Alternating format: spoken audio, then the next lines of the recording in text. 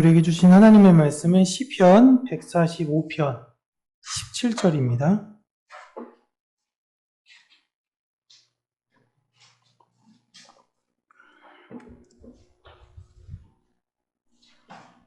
시편 145편 17절, 제가 가지고 있는 성경책은 908쪽이네요. 시편 145편 17절, 우리 함께 읽습니다. 여호와께서는 그 모든 행위에 의로우시며 그 모든 일에 은혜로우시도다. 아멘. 우리 하나님이 하신 모든 일은 옳으십니다. 그 말은 하나님이 옳으신 것이지 하나님을 믿는 백성들의 행위가 옳은 건 아니에요. 우리 하나님이 옳으시다라는 것을 우리는 항상 기억하셔야 된다라는 것입니다. 오늘 의로움에 대해서 우리가 함께 나누려고 할 텐데, 의를 위해서는 여러분 규칙이 존재해야 해요. 규칙을 기준으로 의와 불의를 우리는 나눌 수 있습니다. 한국 시민의 규칙은 우리나라의 법을 지키는 것이 의이죠. 교회의 성도는 교회의 법을 따르는 것이 규칙이고 의입니다. 그 법 아래에 모든 사람은 평등한 것이에요. 권력이 높은 사람은 좀 봐주고 가난한 사람은 더 가혹하게 하고 이런 게 아닌 것입니다. 그렇게 규칙이라는 것은 매우 공정하게 만들어져야 되는 것과 함께 더 중요한 건 공정하게 집행해야 되는 게 굉장히 중요합니다. 사회가 불안정한 나라의 특징을 보면요, 사회 구성원들이 그 법을 잘 지키지 않기 때문이죠. 지금 여러분 보시면 그 법으로 어떻게 시위해야 한다라고 할 때 그 시위에 있어서 정말 이제는 모범이 된 나라가 우리나라입니다. 이렇게 하는 게 시위다라는 걸 이야기했고 했는데, 여러분 뭐 다른 나라 가보세요. 민주주의가 먼저 발달된 나라 프랑스, 여러분 기분 나쁘면 혁명이에요. 거기 그냥 건들면 일단 경찰차부터 태우고 옵니다. 그냥 불 지르고 약탈하고, 그게 기본값이에요. 사실 그러고도 거기 규칙은 그렇게 방화나 약탈한 사람들을 처벌하지 않아요. 그냥 그게 그렇게 했다가는 더 큰 소요 사태가 일어나기 때문에 그런 거고, 지금 뭐 전 세계가 난리죠. 네팔도 뭐 장관 두드러 맞는 거 보니까 좀 그렇기도 하고, 미국도 그렇고요. 지금 이게 어디까지 확산될지 모르고, 이게 큰 역사적으로 볼 때 절대적인 힘이 무너질 때에 이루어지는 과도기적 현상입니다. 굉장히 조심스럽긴 하죠. 저는 이때가 기술력 있는 우리나라에게는 더할 나위 없는 기회라고 모르겠어요. 하나님께서 어떻게 만들어 가실지. 우리나라가 대단히 큰 나라가 될 수도 있습니다. 지금 세계 정세가 불안정한 이유는 여러분 규칙이 없죠. 그 트럼프 대통령이 어젠가 그젠가 얘기했죠. 우리나라 이제 정당하게 이제 먼저 3,500억 달러를 내놓는 게 정당한 거다. 이게 뭐예요 이게? 야, 내가 일단 할 건데 네가 나한테 일단 돈을 주고 시작하는 게 정당한 거야 라는 겁니다. 이 나라들이 규칙을 대놓고 지키지 않기 때문에 그래요. 그러니까 여러분 지금은 안 했지만 그전엔 트럼프가 우리나라 막 관세 이것을 압박할 때 시진핑이 국가주석이 갑자기 트럼프 대통령한테 대한민국 건들지 마. 이거 무슨 상황입니까 이게? 갑자기 중국이 막 우리 편에 들고 한국 막 그렇게 건들지 마. 그러는 거 아니야. 라고 얘기하니까 야, 세상이 진짜 혼란스럽구나 라는 생각이 들기는 해요. 근데 여러분 세상은 원래 그렇다라고 성경은 이야기하고 있습니다. 그러니 세상이 그렇게 될 때 세상이 어떻게 되려고 그래 라는 게 아니라 세상은 원래 그렇구나 라고 이상하게 여길 필요가 없어요. 우리는요, 교회는 이 세상의 법만을 딱 지키는 사람들이 아니라요, 하늘나라의 법을 가지고 이 세상에 가진 법을 뛰어넘는 사람들입니다. 우리는 그 사랑의 법을 이 세상에서 실천하는 사람들이에요. 우리 하나님께서 이스라엘을 나라로 세워주셨을 때 그들을 나라라는 것을 세우기 위하여 율법이라는 규칙을 주셨습니다. 그리고 그 율법을 어길 경우에 그 잘못을 바로 잡으려면 반드시 해야 되는 게 있는데 정결한 희생이 있어야 한다라는 걸 가르쳐 주셨어요.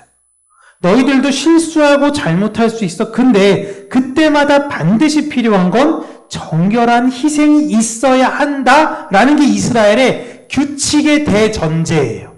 율법이 대전제가 아니라 이 규칙이 대전제예요.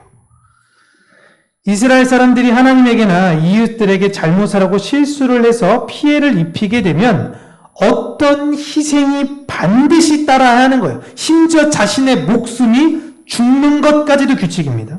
이걸 머리에 인식하고 살았어요. 저는 그렇기 때문에 이런 교육, 다니엘 학습법이니 뭐니 이야기하는데 사실 교육은 이거 하나로 충분하다고 생각합니다. 실수할 수도 있어. 그러나 피해를 입히면 희생이 반드시 있어야 한다라는 것이죠. 아들아, 네가 희생할 수 있어. 이제 실수할 수 있어. 근데 너의 실수에는 반드시 그에 상응하는 다른 이들의 희생이 있어야 한다라는 걸 가르칠 필요가 있는 것이죠.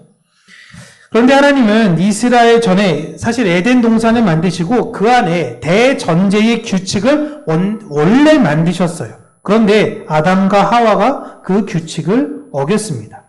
그러면 하나님은 그 규칙대로 시행하시면 되는 거예요. 그런데 하나님은 하지 않으신 걸로 보이죠? 아담과 하와 먹으면 반드시 죽으리라, 정령 죽으리라 했는데 먹었는데 하와가 안 죽었네? 그러면 아담을 먹여봤네? 안 죽네. 뻥이네. 하나님이 뻥쳤구나 우리한테 라고 생각한 거예요. 근데 하나님은 당장 그들을 죽이셨어야 돼요. 이게 뭐예요? 규칙을 따른 의로움입니다. 근데 하나님은 그렇게 하지 않으셨어요. 그럼 우리 하나님이 불의하신 분이냐라는 겁니다. 근데 여러분 잘 이해하셔야 돼요. 선악과를 먹은 이후로 아담과 하와는 추방이 됐습니다. 추방이 됐다는 게 에덴 동산에서 떠나라라는 의미가 무엇이냐? 하나님과 더 이상 교제를 하지 못한다라는 의미예요. 여러분, 이게 죽음입니다. 그러니까 우리가 죽음을 호흡이 끝난다 꼴딱꼴딱꼴딱 꽉 넘어가면 야 죽었네 라고 세상은 이렇게 인식하죠. 우리도 그렇게 얘기해야 되지만 성경에서 말하는 죽음은 그게 아니에요.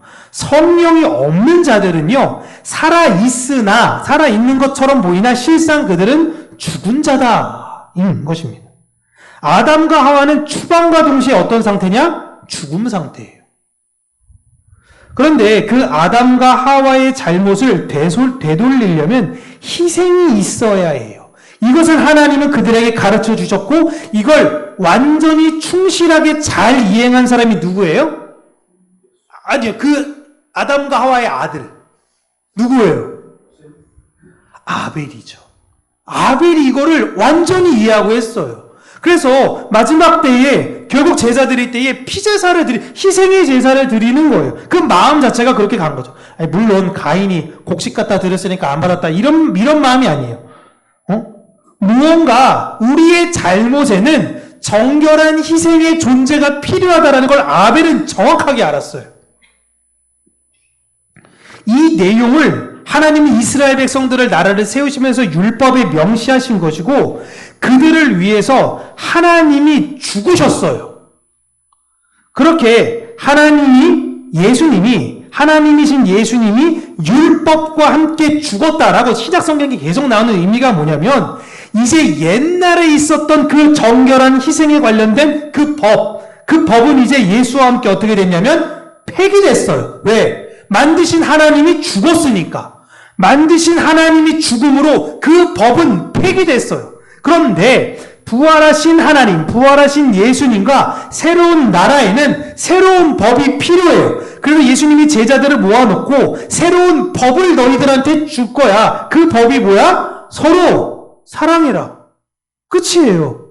새로운 부활하시는 하나님과 새로운 나라는 이제 그 새로운 법을 따라서 살아가는 거예요.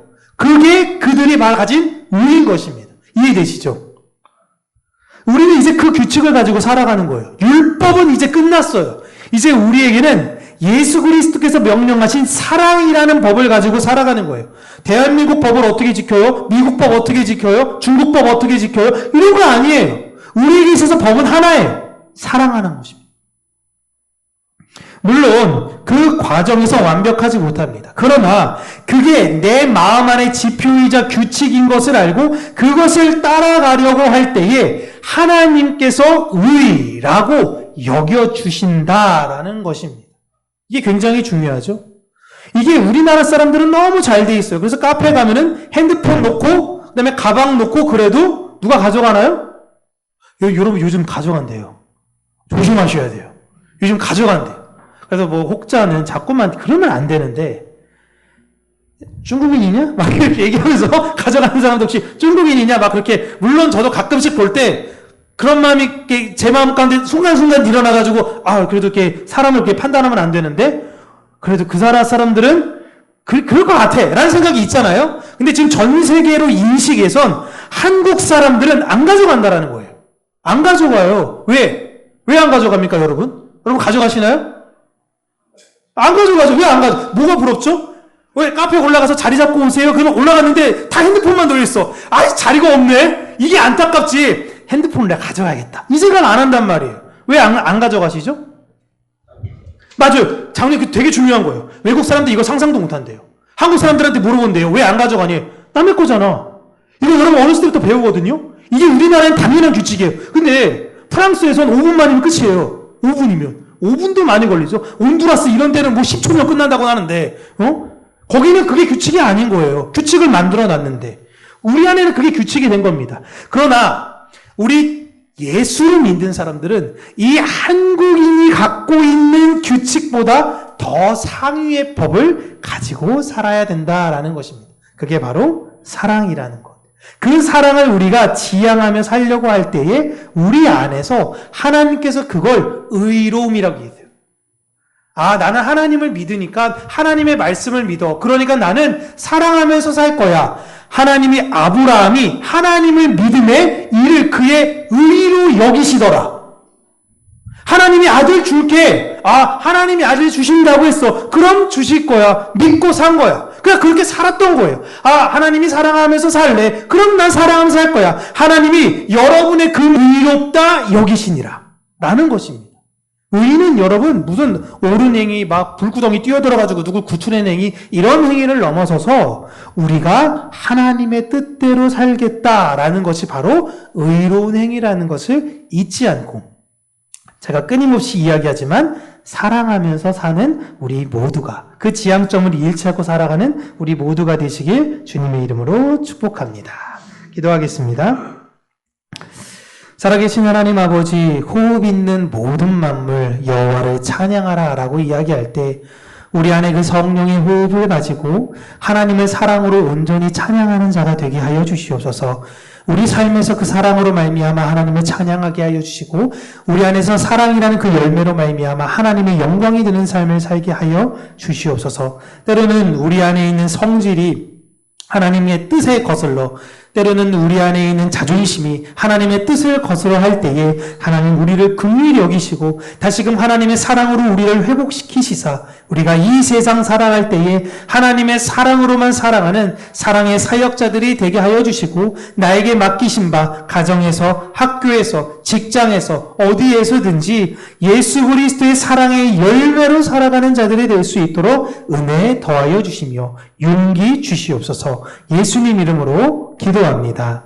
아멘.